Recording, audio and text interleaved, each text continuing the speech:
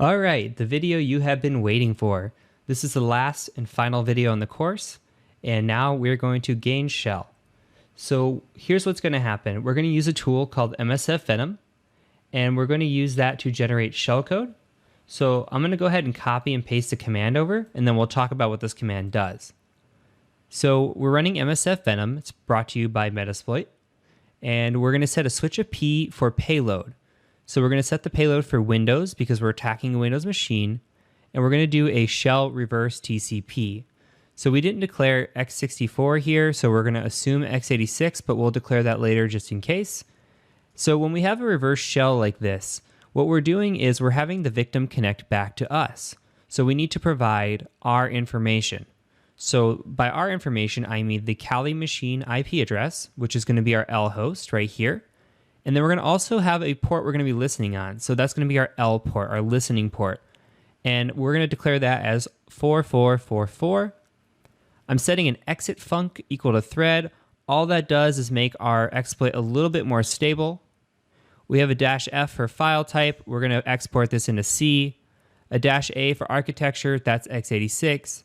And then a -B for bad characters. Here's where finding the bad characters becomes important.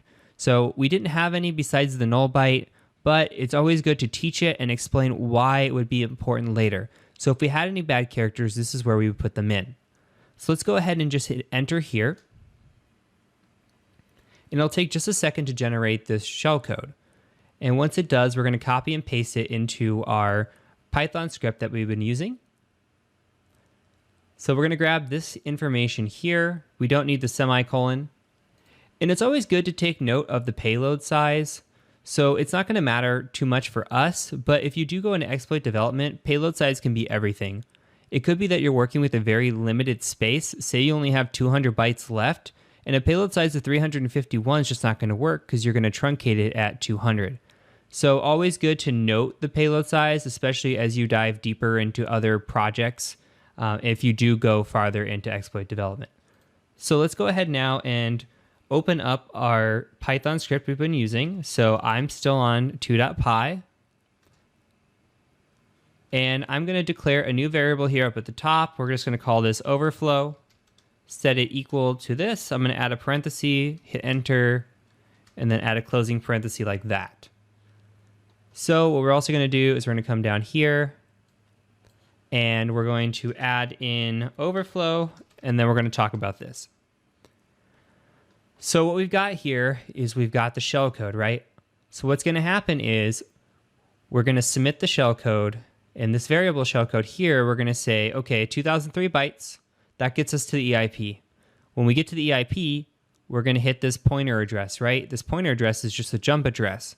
So we're going to jump to this set of instructions that we provide. The set of instructions we're providing is this overflow here.